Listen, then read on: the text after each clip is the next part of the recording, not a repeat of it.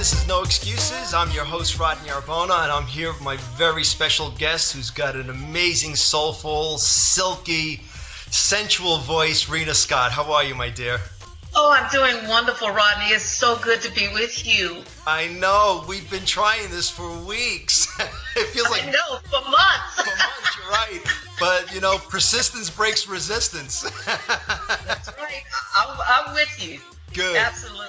Good. You know, Rena, as I mentioned when we opened up, your voice is tremendous, and you've been sharing your talent for so many years, and it's such a joy to be with you today because of my love for music, number one, and love for your voice and all your talent and so many people you've played with. It's what a blessing. It is. I started singing really, really young, but I didn't know I could sing. I was like 5 or 6 years old, you know, and when my parents took me to church, I would remember some of the church songs. And I would sing in the mirror. I tell you, growing up, my mom and dad had a really violent marriage. So I witnessed a lot of domestic violence when I was young. Yes, I know. And I started singing as my way to talk to God. Say, okay, God, why am I going through this? Why is all this hurt and between my mom and my dad? And it's just horrible. And I can't stop it. It's out of my control. And so I started singing and crying in the mirror and talking to God. When I was 12, I went to a Baptist church with my cousins, my aunt, one of the churches that they attended every Sunday. And my cousins were in the young adult choir. And when she took me, I would sit there on the bench and I would listen to them sing in the service. And something just hit me one Sunday and joined the church by myself, and everybody was like, wow. I mean, that took a lot of courage, you know, 12 years old. At 13 years old, of course. You kidding me? 12. I was 12, actually. So I started singing in the choir, and I loved it. And then so one Sunday, the choir director, we had a piano in the basement, and we would sing for morning service, afternoon service, and evening service. So we'd be there all day long. And we'd go and get some Kentucky Fried Chicken or whatever in between services, and we'd hang out in the basement where the piano was, and we'd eat and fool around until the next service. Well, the pianist was playing a song that one of the best singers in the choir was singing, that she led. And I knew all the words, so I started singing it with them, and everybody stopped doing everything they were doing and started looking at me, and they said, "You can really sing." And I was like, really? And so I didn't know. He put me up there that Sunday evening for the evening service to sing that song. And if you've ever been to a Baptist church or a Church of God in Christ, a spiritual church where they just really shout. Yes. They started shouting up and down the aisles and knocking over benches and screaming. Boy. And I was like, whoa, this is way bigger than me. This is not me. This is way, way bigger than me. This is only God. Yes. And I found out that he gifted me. He gifted me, and I don't know if it was because I was going through so much, and that was my way of letting all my feelings out. So after that, they entered me in a talent contest that was major every year. I'm from Detroit originally. Yes, you are. I am. They had the Motown Review, and then they also had where this WCHB was a big radio station in Detroit that held a major talent contest. Every year it was major, and they always had superstars on there to be on there. And I made it out of 5,000. I think there was like 12 people that got picked of groups and people. I was the second youngest. Did the contest, and the superstars ended up being the original Temptations. Oh my goodness. I mean, like David, Eddie. I mean, wow. And they were at the height of their career. This was 1968. If you can imagine a little 13-year-old girl on the same stage, all right, and this is my first endeavor in secular music because everything was, you know, gospel at that point before then. So actually one of the choir directors wrote me a song called "I'm Just a Little Girl Out Here Trying to Do My Thing." And I'll never forget it. We had the little silver dress made, and it was a little short dress, and I was cute. But I knew then with the lights and the music, the way it was, if you can imagine coming out of the church and then going into a Fox Theater where the Motown Review was every year, was just like, oh my gosh.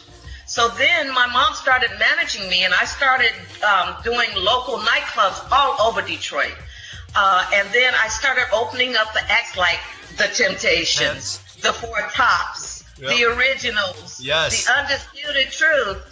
And they were all like my mentors because they'd take me under their arms and they would give me so much advice. And my mom would have to be with me because I was a minor, of course, so she had to become my legal guardian. But so that started the whole thing. And when I was 15, I was offered a record deal. Yes. It was from a local production company called Uptight Productions. And they ended up selling it to Epic Records. Okay. And my first record was I Just Can't Forget That Boy on Epic Records. And I mean, this was like, I could not believe I had a record deal. And I was working with some of the best musicians. Like a lot of the musicians that played on it was from the Funk Brothers from Motown, who played on all the hit records and everything that came out of Motown. And so I started, I did that at 15. George McGregor did my first record. And he was one of the Funk Brothers, and I found that out many years ago. But anyway, and then Barry Strong did one on me, who wrote Heard It to the Grapevine and so many other records with Norman Whitfield. He wrote a song called La Di Da, This Girl's in Love. And then there was another one. So there was 3 singles on Epic. 15, 16, and 17 years old, if you can imagine, you're in high school and you're hearing your records being played on the radio, which was like so...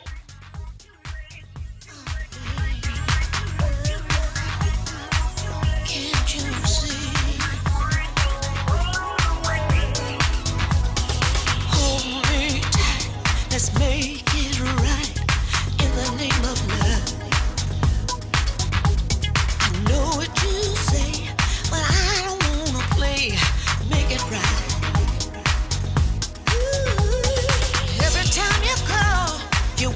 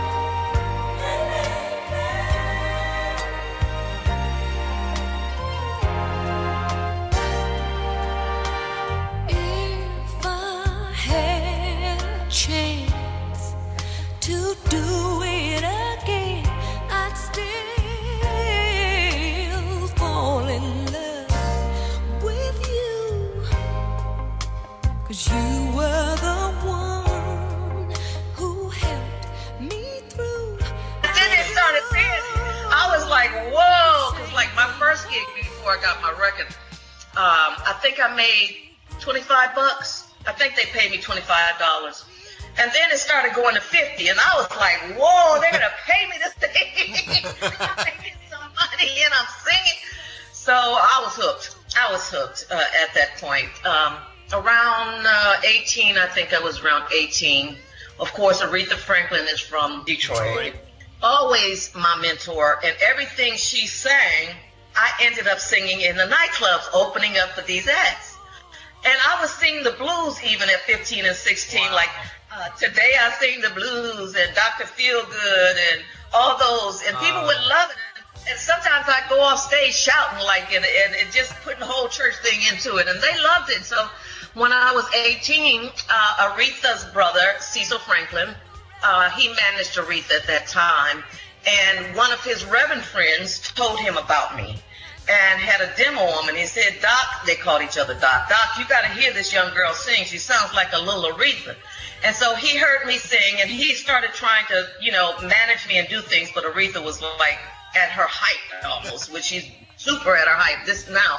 But turns out that one of her background singers, something happened to one of her background singers, and Aretha was getting ready to go to New York to do Carnegie Hall.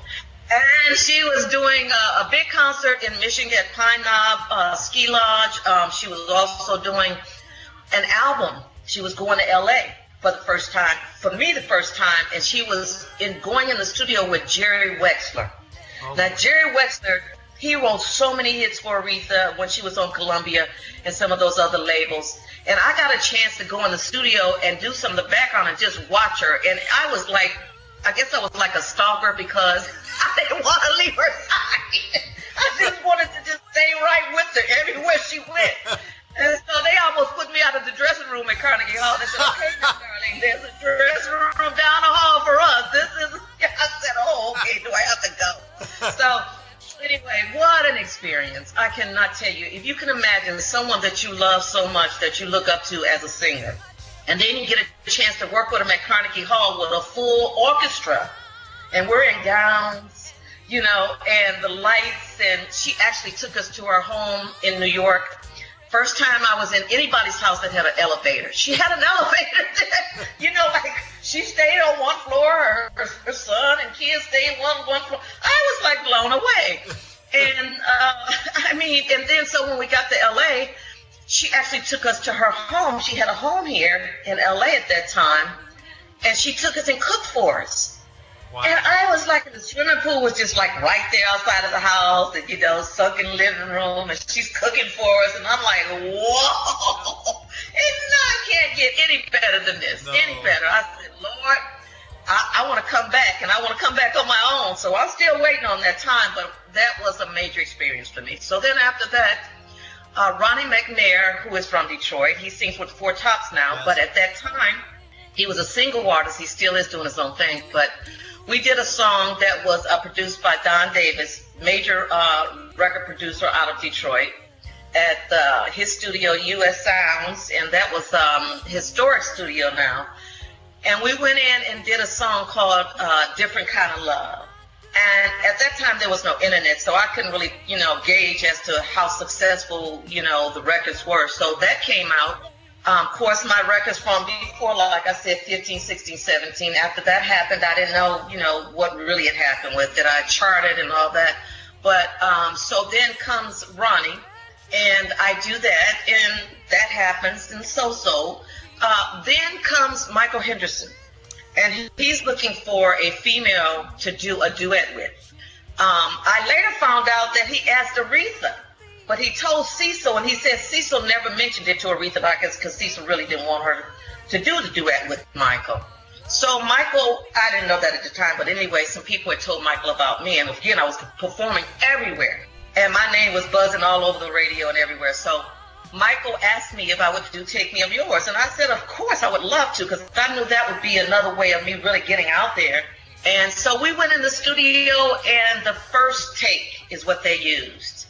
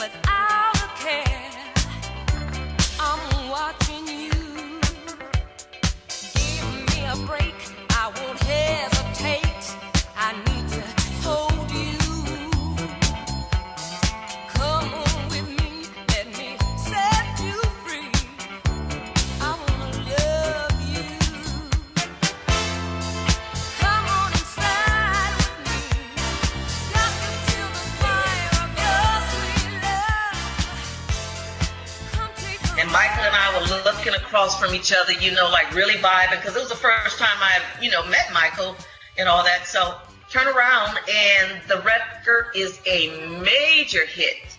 Now, I didn't even know how big this record was, again, because the internet wasn't around. This was in 1978. Yes, it was. So we started touring with major acts in arena crowds and stadium crowds with Ashford and Simpson, Beautiful.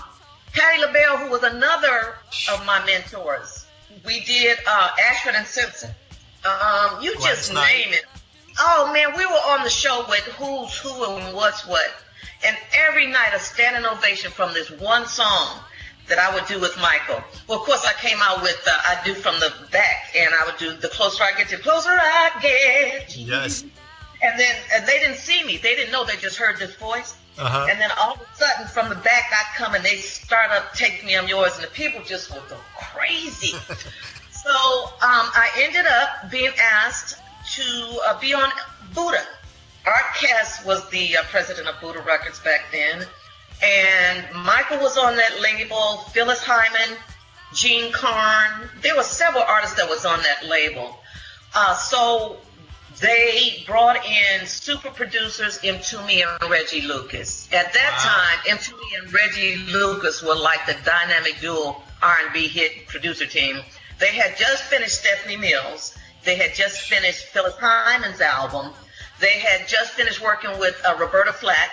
And now they were commissioned to work with Rena Scott. And I was so thrilled. Wow. I mean, and the record label treated me like a real superstar. I mean, it was my birthday. They took me up to the office. They had a birthday cake. They had appetizers. I'm like feeling like I am the queen at this point. And things are really getting ready to come down. So the album Come On Inside came out, and we used real strings and horns. Back then, I had a $100,000 budget. Okay, that was a really good budget for an artist back there in 1978. Yeah, no kidding. So, I mean, the strings and horns and the best background singers and the best musicians played on that. And there it went, and I thought, okay, so then what ended up happening is that Buddha Records went bankrupt. Oh. They went bankrupt. They had Gladys Knight on there, and they had started going into movies. And they did Claudine, and she did the soundtrack. And something happened between her husband and Buddha and her, and so I just felt like it just left me in the wind. There I was again. Little did I know that Europeans had picked up all my songs from the first record up until now, and were playing my music. They called me Little Rena Scott. So, you know, some of them would say in Germany and UK, if you ask somebody, it'd be like Little Rena Scott. And I was like, get out of here, you know about me? You know my name? So, yeah, I found out that they had picked it up and my music was still living on. So, after that, I got to deal with Buddha. And that kind of, you know, after a while fizzled.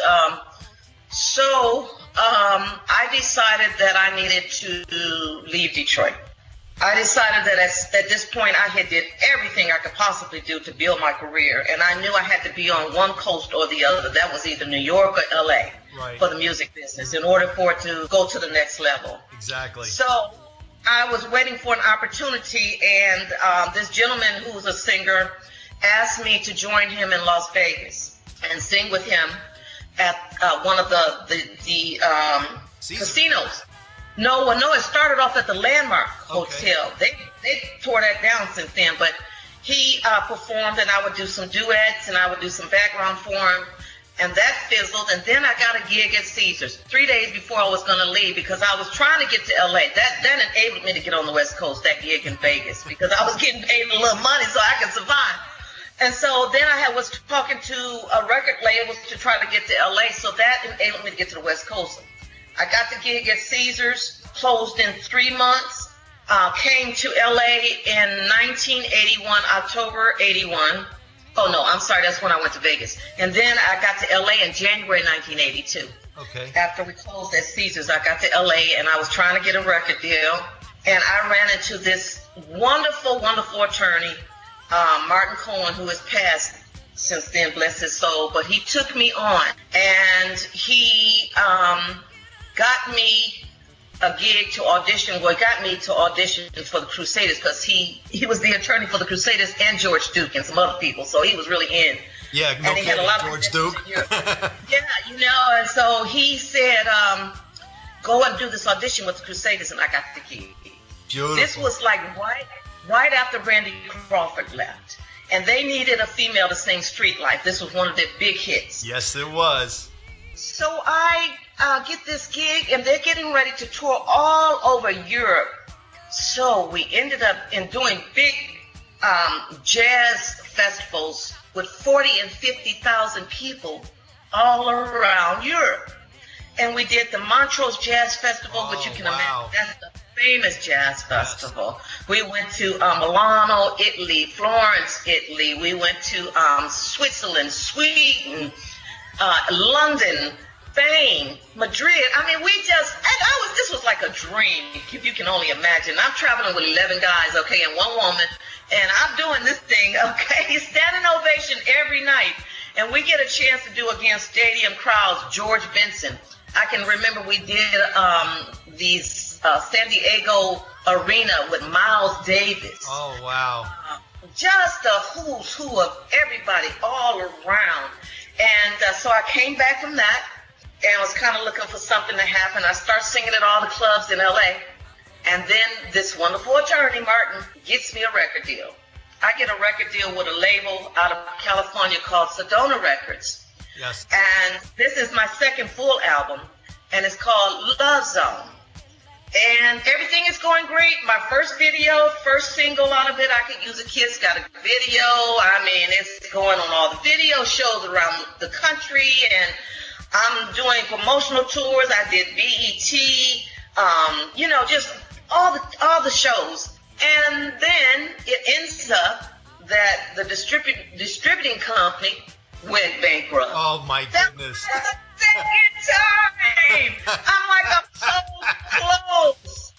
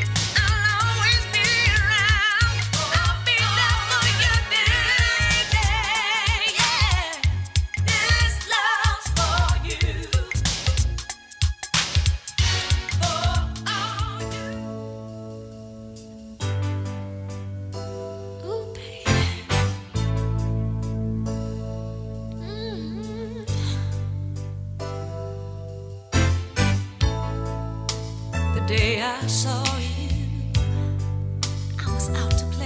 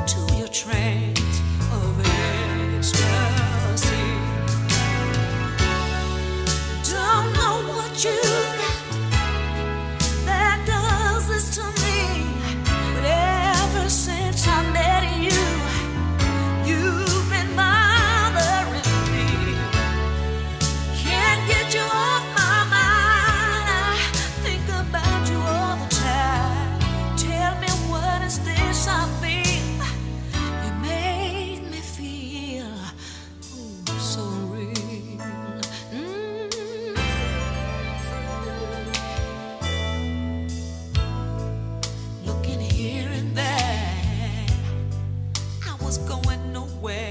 I never felt like this before. I want you more and more. And that's when it sparked in me.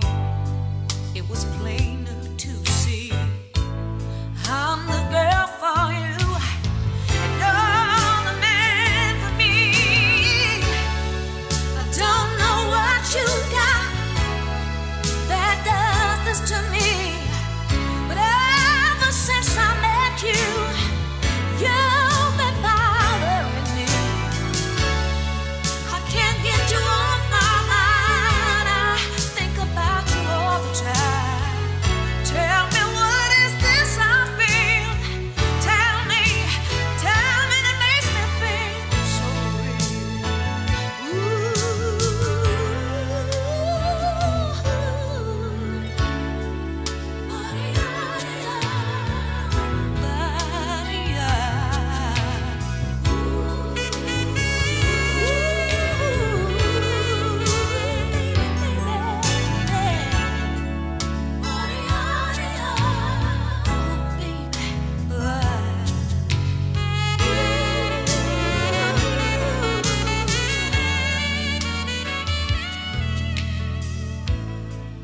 Let me do for you what you do to me. The way you touch me, baby. Oh, you really know how to please.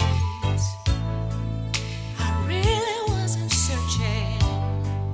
We were meant to be. Good things come to those who wait. If you only believe. I don't know what you got.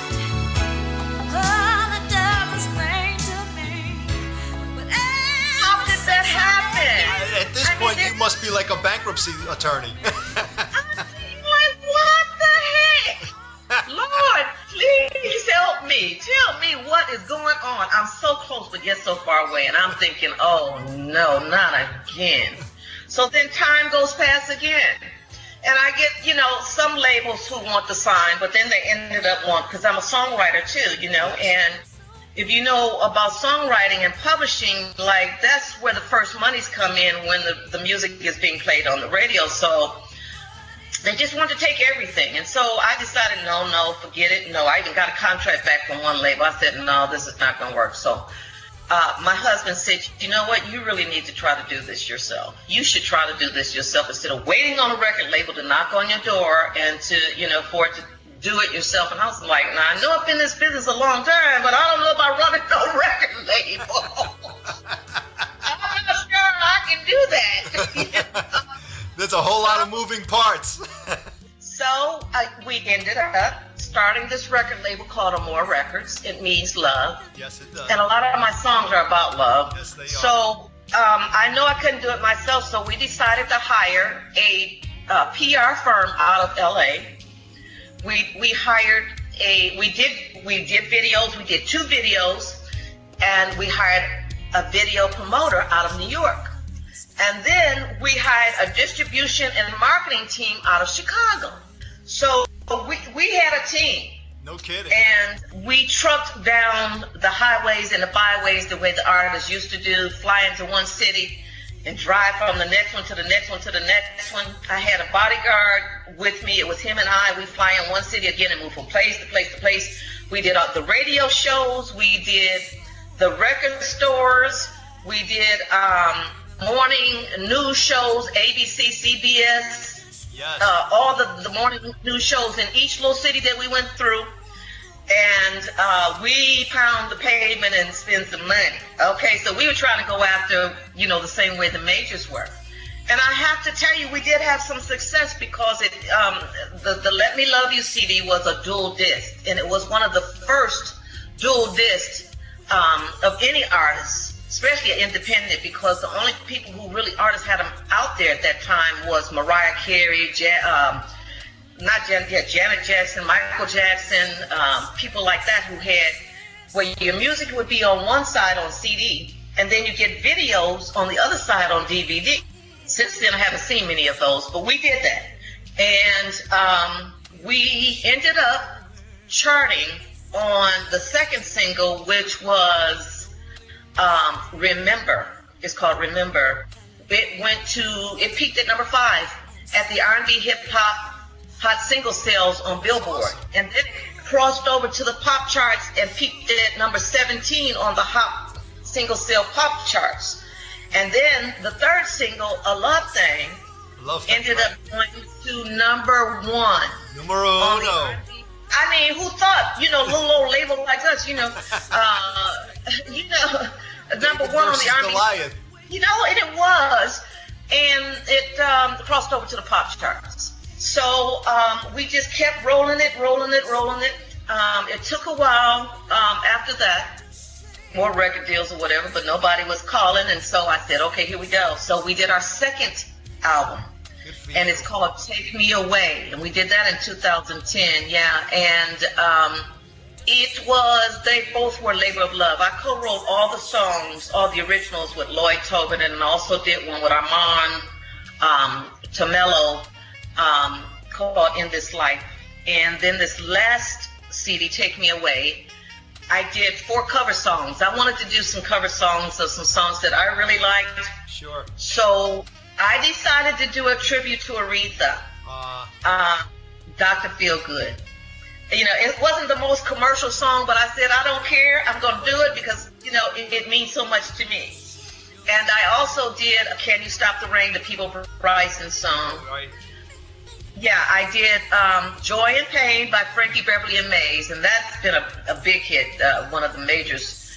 And I also did, what was the other song? Joy and Pain, Dr. Feelgood, Can You Stop the Rain? Don't Ask My Neighbors. Okay. By the Emotions, written by my good friend who passed away, Skip Scarborough, who I had a chance to write with when I first got to LA. Yeah, we actually wrote a song for Wilton Felder, and when I was with the Crusaders, he recorded it called Drifting on a Dream. And so I'm going to be coming back with that song, actually. That's going to be great.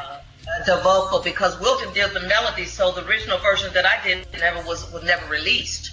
And you got Joe and Wilton and Six Hoop and all them cats playing on that song. You wait till you hear it. I mean, that's coming back next year. Don't worry, baby.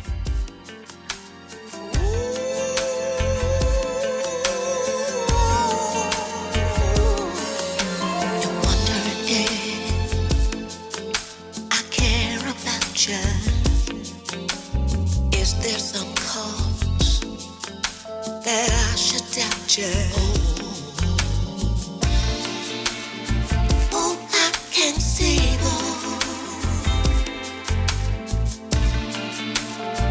that you don't know me very well. You're so unsure, and you run here and there to ask my feelings. Friends only guess, they can't say really. Oh, don't ask my neighbor, don't ask the friends I hang around. Don't be afraid to come to me. Don't ask my neighbor, come to me. Don't be afraid.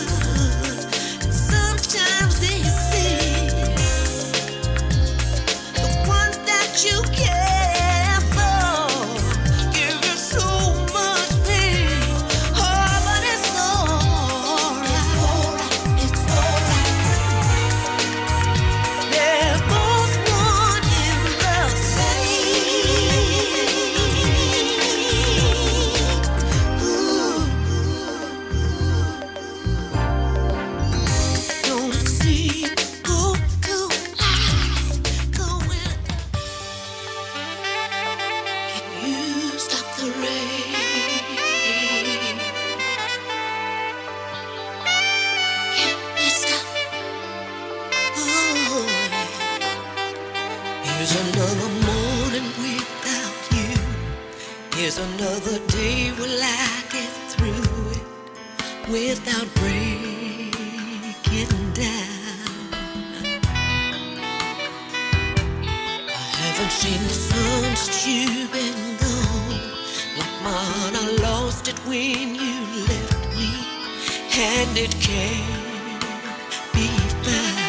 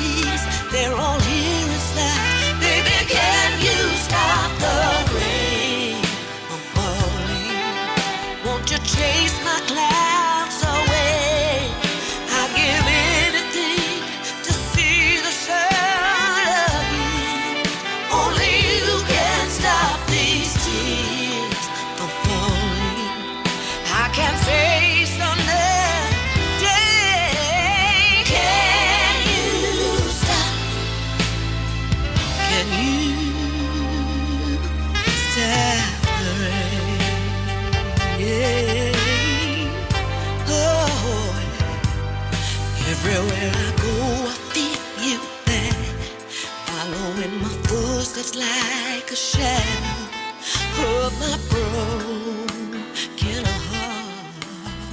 But yeah, so it was my second, it's my fourth full album, and we're still working that. I have been blessed that a label out of the Netherlands picked up A Love Thang and Remember, and they've done two remixes on Remember, which is a soulful radio version, and they've also done a deep house mix, and that was a major ballad. I never even could imagine hearing that as a deep house mix. That's sure, no kidding. So we have 2 new singles out right now and videos out on YouTube of A Love Thang BM radio mix and BM Deep House Mix, and they're doing very well. So I've brought you up to where I am right now. That's and great. I'm also performing again with Michael Henderson after all these years. We will be performing at the Catalina Jazz Club in Hollywood on August 9th and 10th. And we performed there on May 10th, and it was a big sellout. People were still trying to get in and couldn't get in. So they've invited us back, which is wonderful. That's why we're coming back on the 9th and 10th. And Ray Parker Jr. will be joining us as he did on May 10th, the show we did there. And Sylvester Rivers came out and played with us, and it was just phenomenal. So I'm looking forward to doing that on August and 9th. And then we're going to be in Philadelphia on September 1st with Gene Carn.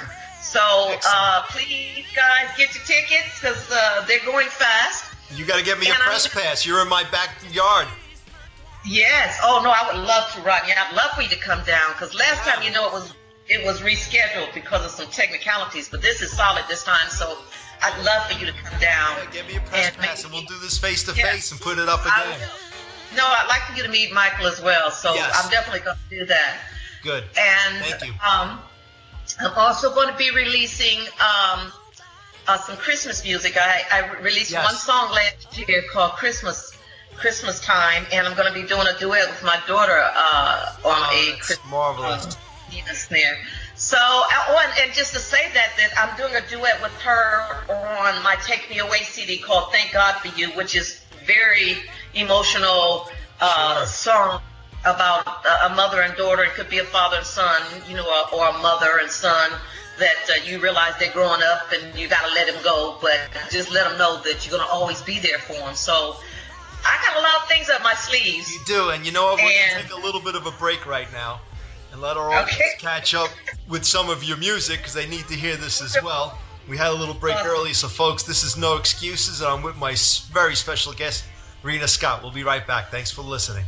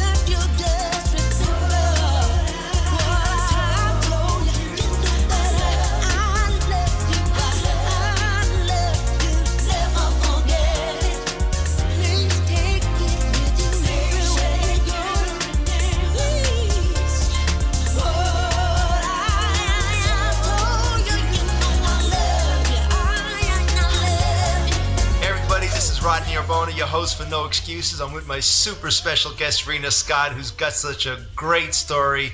I love every part of what I've been listening to so far, and you're so passionate about it, Rena. Thanks for being on the show once again. Thank you. You know, my career has really allowed me to work with some great people. In between telling you some of the other people I've worked with, believe it or not, that I got a chance to work with David Ruffin when he had his hit out, when he was by himself. And I tell you how funny things are, because as a 13-year-old teenager, again, at the Fox Theater, they opened up, and that was the first time I saw them and him and was blown away. And then you come back many years, and I get a chance to open up for him, touring around the country. You know, that was amazing. And I also got a chance to work with Bobby Womack, which was a lot. I toured with Bobby as well. That was a lot of fun. So I've been really blessed to work with a lot of great people. I've done some cartoon commercials. I was also national spokesperson for Harvey's Bristol Cream Sherry, who has my life-size posters all over the world. People have seen them as far as St. John's Virgin Islands. So, beautiful. Yeah, I've got a chance to do some wonderful things in my career. I also have done some compilations with Cool Million, who is out of Germany, on one of his compilations. The Independent Soul Divas, a label, Lola Wax, out of the UK. I'm all over the place. I'm on a compilation with, I got a chance to work with Phil Perry. We did a duet, 2 duets on Kazu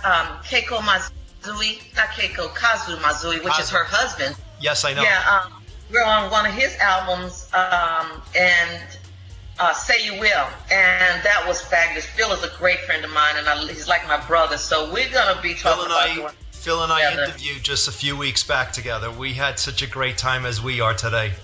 Oh, I love him so much. Phil and I awesome. Way back. So, so you can find me all over the place. And of course, I've got about 8 pages on YouTube. People have posted my first 45. I just can't forget that boy. And I was so blown away. I'm like, what? Somebody told me that the single I did with Ronnie was on eBay for $600. Wow. I couldn't believe it. That's amazing. But you have those collectors out there, you know, so they have posted all that stuff on YouTube. I am on Facebook. Please check me out on Facebook and like my page. That will help me with the numbers. Go on YouTube and like my new video, or all my videos. That'd be fine too. And follow me on Twitter and Instagram. I'm all over the place. And please come see us perform when you hear we're coming to your town. It would just be so nice to see you guys. You know, Rena, I'm listening to you, and you opened up this whole conversation about how you've experienced domestic violence, and I just have to let everybody know how near and dear that is to your heart. I know you have a portion of your proceeds goes to domestic violence, and I find it so cherishing that you're not going to forget some of these people. And you also realize, like you said, you've been so blessed with everything that's happened in your life. Not everybody gets that opportunity to find their way out. And it's wonderful that you can be that spokesperson, and you can be that person of joy to show that it doesn't have to end up negatively. You can get through it and have a life, even if they don't have a gift as you did, because God picked you for a reason and gave you the voice not only to speak out, but your music. As we know, music is the international language. So I commend you highly on this. It's a very beautiful and very touching thing to hear. I will always be an advocate against domestic violence, because it starts at elementary school, if you can believe it or not. Yes, it does. And children act out what they see at home sometimes. And so then they end up being victims or making someone else a victim. So, and there's over 500 women who die every week. Oh my gosh. 300 at least in the United States with domestic violence. So there is a helpline. It's the Domestic Violence Helpline. It's an 800 number. And they won't tell anybody about where you are or who they're speaking to. They have a way of talking to you through your computer and phone where no one knows, and they will give you shelter and a place to stay, you and your children, until you can find your way out of it. See, back in that day, my mom didn't have a way. She didn't have anywhere, and they would only, he'd go to jail, but he'd come right back and they'd start all over again. And I loved my dad. I really did love my dad. I mean, he was a special man to me, but that was the part that I hated. Right. Because he was my friend. I could talk to him, and sometimes when my mom and I would have conflicts, he would say, come in. But it just ended up so horribly, and even to this day, I still have dreams. It's just the craziest thing, but I have overcome. I went through a lot of depression over that through the years. I really did, and I am going to be writing a book about my. So. Yeah, I'm going to be writing a book so that maybe I could help somebody else. I mean, there's a lot of stuff in between that will be in the book, But during that time and all my life of coming through, there's been a lot of challenges. It has not always been easy, believe me. But only God, and I'm still here, and I'm still able to laugh. I love laughing. I love, talking to people. I do, and it comes out in my music, my passion. It does. I was going to ask you, the song "Take Me Away" was that a signal for domestic violence? No, that was more of a romantic. I know the words are very romantic, but the title, I can almost feel like it can go either way. Yeah, no, you know which song it was? You Keep Tripping. I don't know if you've heard that, but it was a song called You Keep Tripping, and it was also on the compilation disc on Lola Wax of the Soul Divas. But no, You Keep Tripping was, at first when we met, everything was great, and you were loving me and caring about me, and then all of a sudden you decided that I'm going to be, I'm your package.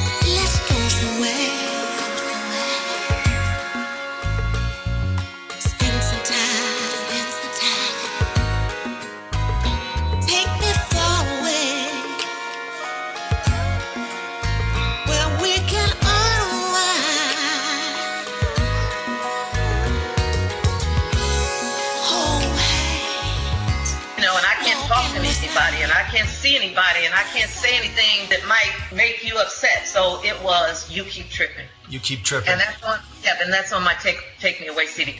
No, the Take Me, you know what inspired me on Take Me Away was that song by, I can't remember her name, but it was romance and ocean and, walking down the beach. That was the kind of song that Take Me Away. So that took you away from some of your pain. That's what that song was about. To some degree. Yes. I felt it in there. I don't know. I think I just guess things come out. I think I might write another song about pain. I think I might do that because people need to hear some inspiration and knowing that you can survive through challenges in your life. And music allows us to remember it easier than sometimes getting it from a book or hearing it from somebody else. Because when you hear it from somebody else, you're almost taking on some of their pain. But music, you can add the melody, you can add the tones, and you can I don't want to use the word control, but I mean control in the sense of you can have it where it can be positive but informative all at the same time of discussing a painful situation. Absolutely, and when I do write the book, I'm going to put a single in there that it'll be like inside the book. That'd be cool, cool. About domestic violence or hurt. And I think that's going to be something that I'm going to do. Everybody keeps saying you need to stop waiting and do it and do it and do it. You know how you are. You get to a point and you say, okay, I'm going to do it right now. I'm getting ready to do it.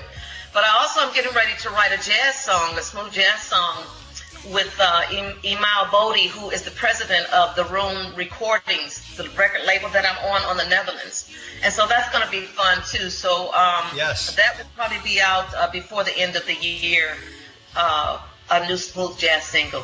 There you go. That's a little twist for you. Yeah. Well, I mean, I've always been close to smooth jazz. I've always kind of hinted at it. You know what I mean? Because the Love Thang is kind of like a smooth jazz, but yes.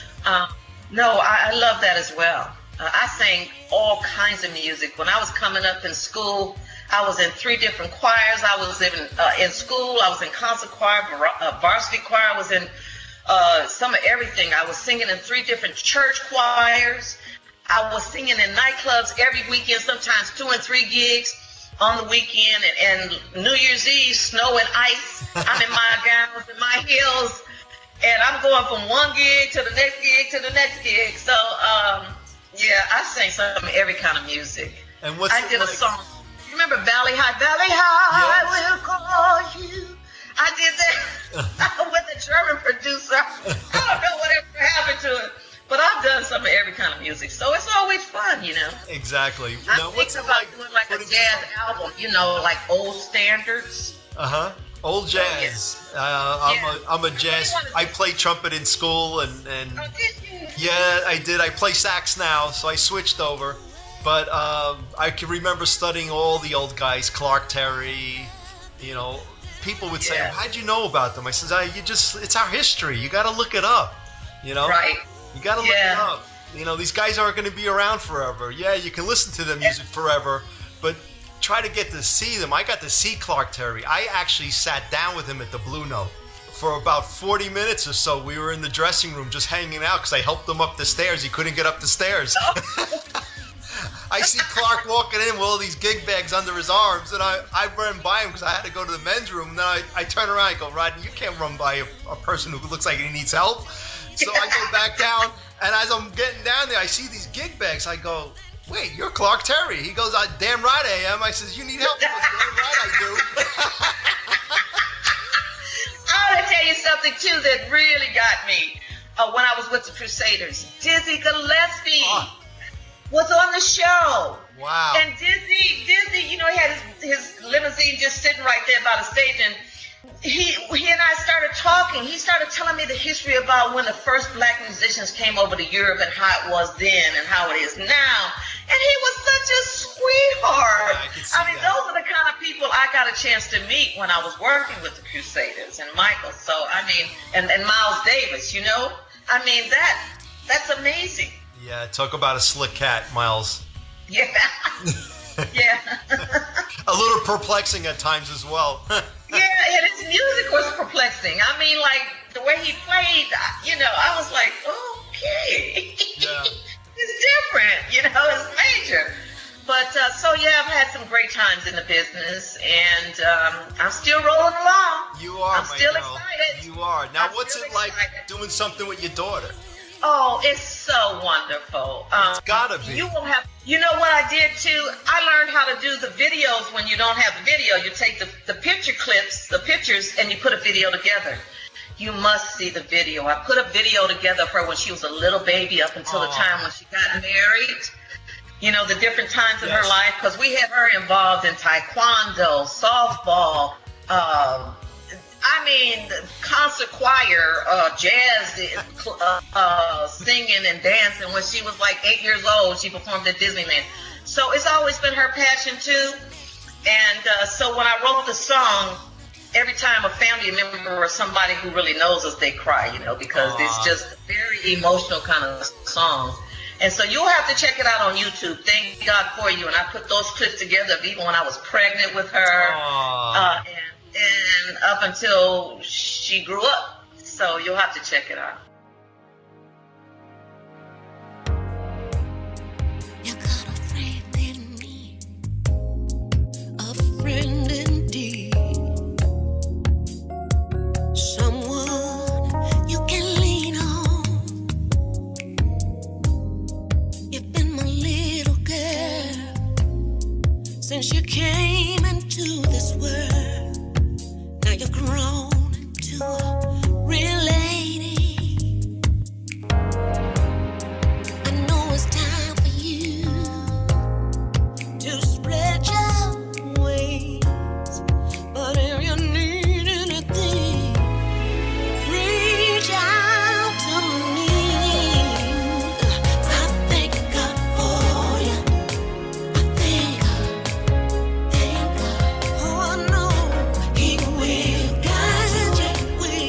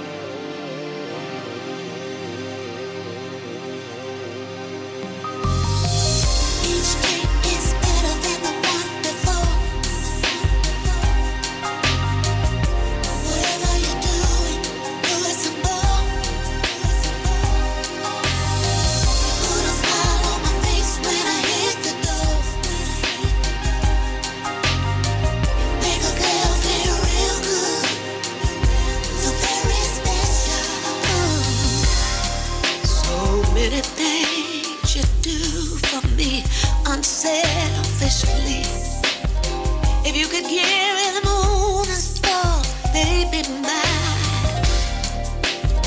You proved your love for me in so many ways. I don't have the words to say how much you mean to me. Each day is better than the wonderful. Ooh, yes it is, babe. Whatever you do, Absolutely will. I can't wait for it. And I can't wait to meet you when you get to Philly. This is going to be so much fun. It is. I'm just excited to be with Michael and Jean, you know. I mean, Absolutely. That's just serious. The three of us in concert. That's phenomenal. We'll have to... And you know, I'm doing all the duets he did with Phyllis Hyman. Now, you know, I was a major fan of Phyllis Hyman. Our paths crossed so many times. Again, when she was with Buddha, I was with Buddha. We did some concerts in different places with Michael, and she would do the duet she did, and I would do Take Me, I'm Yours. And then she came to Detroit and did a club gig, and I opened up for her. And one of her background singers didn't show up, and I said, Phyllis, I'll sing background for you. I loved her that much. I said, I'll sing. Let me see what the night sing. Let me work it out. So always a great fan of Phyllis Hyman. So it's so great to be able to sing her duets with Michael. That's got to be phenomenal. That's going to be an awesome feeling. The energy is going to be great. Yeah. Oh, and I got actually talking about Dr. Feelgood. I had it put on YouTube, the video from the show we did at the Catalina on May 10th. You got to check it out. Oh, he's such an awesome blues player. Oh my God. I mean, like 9 pieces we had. Wow. 9. And those cats could play. So again, that was a tribute to Aretha from me. That's phenomenal. I can't believe it. This has been such a great time.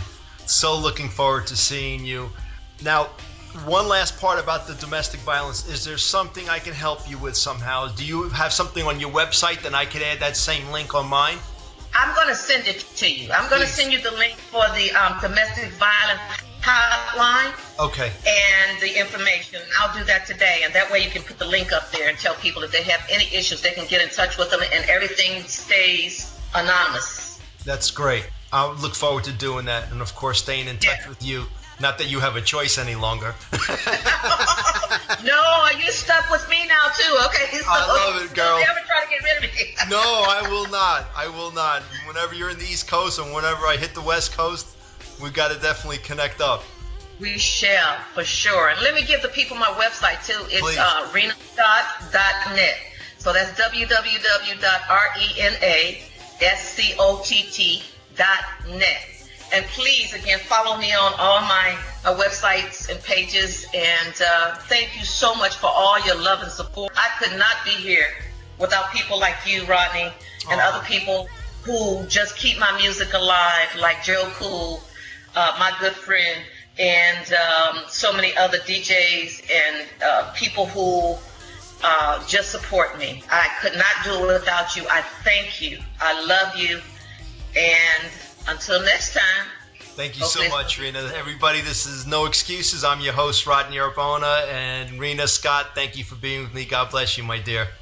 God bless you too, sweetie. Love you. Love you. Bye-bye. Bye-bye. I got excited when I first heard